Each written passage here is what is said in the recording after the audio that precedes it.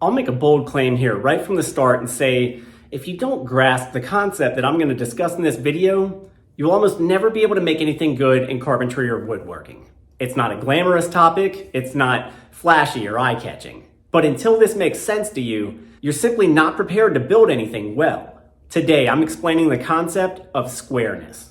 I already talked about it to some degree in my Plumb level square video, but I'm going to elaborate on it today because it's so important. And next week, I'm going to take it a step farther when I teach you a lumber hack that every trade pro uses in the field. So stick around as I break down for you what square is, how we determine if something's square, and how we keep it square. That's coming up next on The Honest Carpenter Show. So recognizing a square is one of the first things we ever learn in life. It's like learning colors or numbers. We know that a square is a shape with 4 sides of even length and 90-degree corners. But in construction, the word square takes on a more complex definition. It's a concept, really, and it's one that gets applied to numerous scenarios.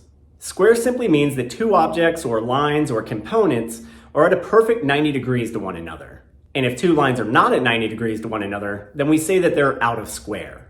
Everything in construction revolves around this concept. It's what keeps our houses and buildings standing and makes all of our cuts and measurements accurate. But why does it matter so much? It's because everything we build, whether it's a house or a jewelry box, gets created in a compounding sequence. We put one element in place, and then another, and another, until the build is completed. So from the very outset, or the first moment that you bring 2 pieces of wood together, you introduce the potential for flaws and mistakes. And a flaw created this early in the build will resonate through every step until the end. Here's an example of how it works. And bear with me because this is an exaggeration, but it's meant to prove a point. Let's say we just want to make a simple box. We cut 4 pieces of wood, 2 of them are 12 inches long and 2 of them are 18 inches long. Then, keeping the like pieces parallel, we glue the ends and shoot or attach them into a rectangle. We've accomplished our task pretty well so far. We have technically made a hollow box. And if we've used glue, it'll most likely want to retain the shape we've given it. Now, we may also want to give the box a back. And then we may want to add some decorative trim pieces here and there. A new DIYer might just want to rush ahead with this stuff as soon as their glue is dry. But a seasoned pro knows that even before the glue is dry, you still need to take the most important step. You still need to square up the box. Much of the success of what comes next depends on whether or not our pieces are square to each other. And true squareness can be very deceptive to the eye. In hollow shapes like this, our eyes are not adept at picking up minute flaws, especially shape flaws. The box may look square, but it's not. It's slightly out of square. Here's my exaggeration in effect. This is our box with square corners, but various forces in the wood or pressures we exert while building it may cause the box to essentially lean. Now it is turned into this shape, a 4-sided diamond. When this happens, all of the corners in our box are now slightly out of square. And again, this can be almost imperceptible to the eye. But as the project goes on and we try to add other square cut pieces, the flaws will become obvious and compounding. So let's say we want to add the back next. To create it, we cut a rectangular piece of 1/8" plywood with square corners. When we lay the plyboard on the back of the box, we'll get our first good impression that something is out of whack. It won't seem to fit the box perfectly. One lower corner will be flush, while the upper corner will extend an 1/8" past the edge of the box. On the opposite corner, the plywood edge will be recessed 1/8 of an inch from the box edge. At this point, a new DIYer may be tempted to create a second mistake. They might say, oh, I'll just make the ply piece match the box. They'll center it up as much as possible, then sand or cut the overhang off the plyboard. And it might make things match temporarily, but more problems are coming. Say hypothetically they now want to add an inset trim piece somewhere into the box opening. They'll use the miter saw to cut that piece with square corners, but when they try to friction fit it into the box opening, more issues show up. The square ends of the trim won't match the askew walls of the box. It won't fit. Or it fits, but you also get acute triangular slivers of dead space. They may not be terrible, but they become an obvious defect when one looks closely. You may even see tiny gaps where the box corners themselves meet. If they try to face frame the box, the same thing occurs. Square cut pieces fitted into place won't match the general outline of the crooked box. Like the ply backing, they'll overhang at some corners and fall short at others.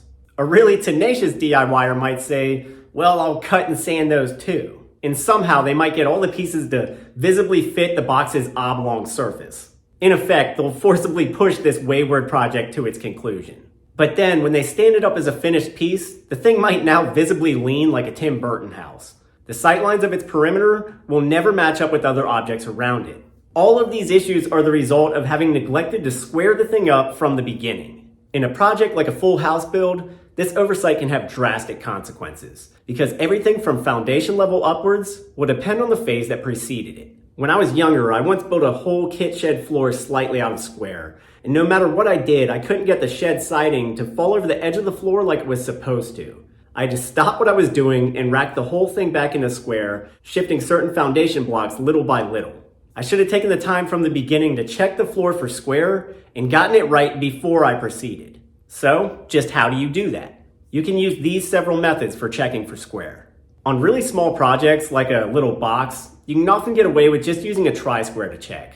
Slide the tool up into an open 90-degree corner and check to be sure that the material is touching both legs evenly. It can help to back the square off a bit and slide it slowly forward again. Check multiple corners this way. Inconsistencies will eventually show.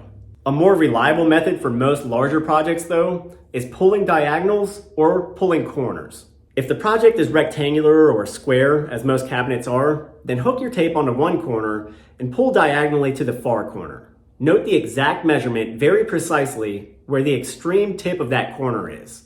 Move the tape in an arc to help see this better. Now hook onto the other far corner and pull diagonally the opposite way. Check the measurement at that corner. If the two measurements are not exactly the same, then the box is at least slightly out of square. If the new measurement is smaller, then it means that that corner is being squished in. It also means that the other corner at that end is being pushed out, making its measurement longer. You need to rack the box back into square to counteract this. Make adjustments and keep re-pulling these measurements and repeating this process until your tape readings match perfectly. Then, when they do, brace the box by shooting on a diagonal. Get a piece of scrap wood with some width. Lay it across two adjacent legs of the squared up cabinet. Screw or nail it to the cabinet edges with 2 fasteners per end. The pairing of fasteners will prevent the box from wanting to bend out of shape by locking each other in place. You can also use 2 smaller diagonal slats on opposite corners for more strength if you like. You simply want to leave them on until the glue in your joints has dried and locked your cabinet shape in place. A square ply panel can obviously accomplish this same effect on the back side of the box. But if the cabinet is deep, I'll usually still brace the front as well because the box can twist or rack 3-dimensionally. If you don't want to shoot on scrap, there are corner braces on the market which let you use clamps to accomplish the same effect. They just clamp to the inner edges of the box and keep it in place until glue dries. I'll link some below. But for larger structures like floors and walls, the diagonal method can be a little tricky sometimes. In those instances, many carpenters use what is known as the famous 3-4-5 method. Say you're laying down a floor structure and you're establishing your corners. If you want to check the squareness of a single corner, you can pull 3 feet down on one of its legs and mark that exact spot. Then you can pull 4 feet out on the other leg and mark that exact spot. Just make sure you're sticking to either the inner or outer edge for both measurements in this case. Now, pull a precise measurement from one mark to the other mark, and you should have exactly 5 feet. If you have less, the angle is too acute. Flex it out. If you have more, the angle is oblique. Flex it in. You can use this method for increasingly larger structures by amplifying your numbers. 3, 4, 5 can become 6, 8, 10, 12, 16, 20, 15, 20, 25, and so on and so forth. It's all based on the Pythagorean theorem of right triangles, which you can have someone much smarter than me explain to you in detail.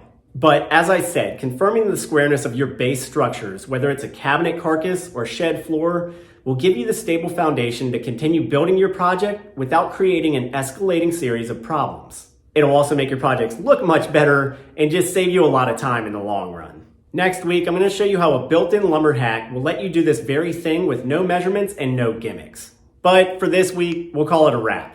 Let me know what you thought of this video down in the comments. Also, I'll list some basic tools and gauges in the description, so feel free to shop those links if you need anything. As always, thanks for watching. Be sure to check back in for more videos coming up soon, and please consider subscribing and hitting that little bell button to turn on notifications. That way you'll know the moment we post something. I'm Ethan James with the Honest Carpenter. I'll see you next time.